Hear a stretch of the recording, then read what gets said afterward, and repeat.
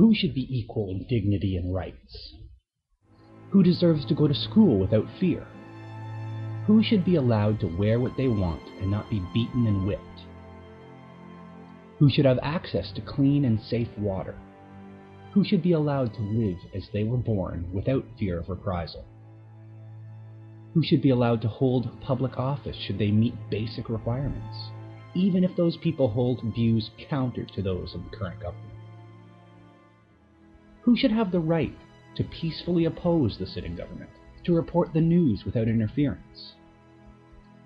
Who should have the right to form their own ideas and opinions, to be presented with the best knowledge of the day and not to be systematically lied to? Who has the right to the collected truths of the world? Who deserves to be protected and not attacked by their own police and military? Each and every one of us. Some habits are hard to break. Since people have been living together socially, there have been among us those who would limit others' lives to make their own easier and more comfortable. But the human will to freedom is strong, and so, over the centuries of human progress, codes have been written and declarations have been made, all attempts to codify our collective morality. A way to say to those people who would tyrannize us and hold us down, these are the things that we find important. These things are non-negotiable. The Hammurabi Code, the Magna Carta, the Napoleonic Code, the American Bill of Rights, the Geneva Convention, and the International Bill of Human Rights, the European Convention of Human Rights, the European Social Charter, the African Charter of Human and People's Rights, the Helsinki Accords.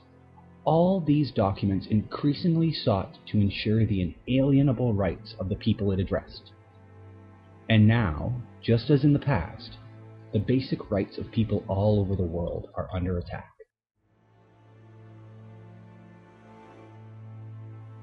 So then, what should we do when we spot injustice somewhere in the world?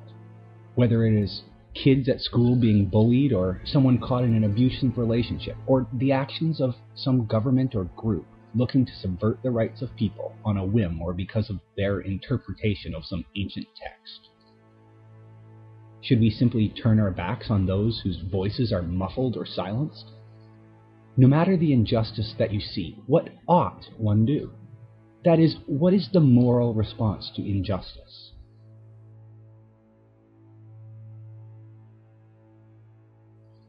To me, turning a blind eye to such injustices is akin to supporting them. Dr. Martin Luther King Jr., American pastor and civil rights leader, said it best when he said, "Injustice anywhere is a threat to justice everywhere." Those of us who can must help those who cannot. In my opinion, life is about seeking out truth and then acting in full knowledge of that truth. Over the past 150 years, science has demonstrated, from Darwin to Watson and Crick, what some of the more forward-thinking of us had long known or suspected, namely that all men are created equal.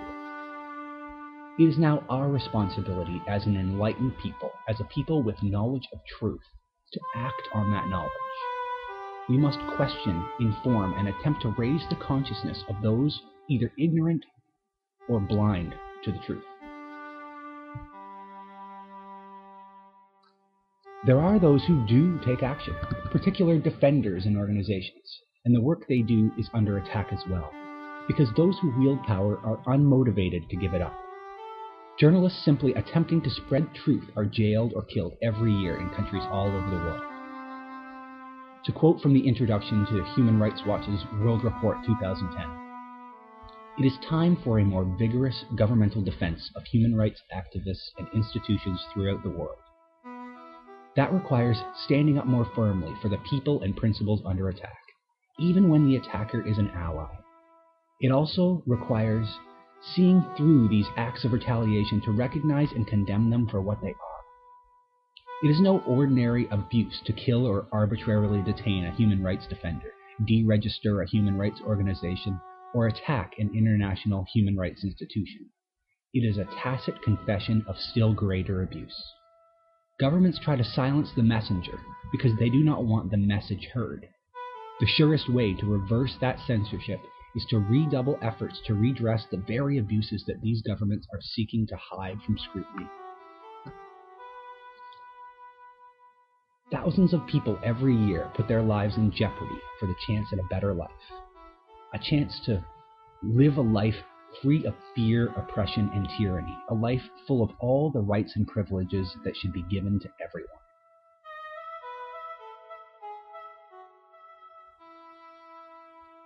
What can you do?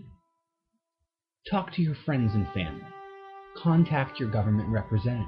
Make a video. Donate to or become involved in a worthwhile organization.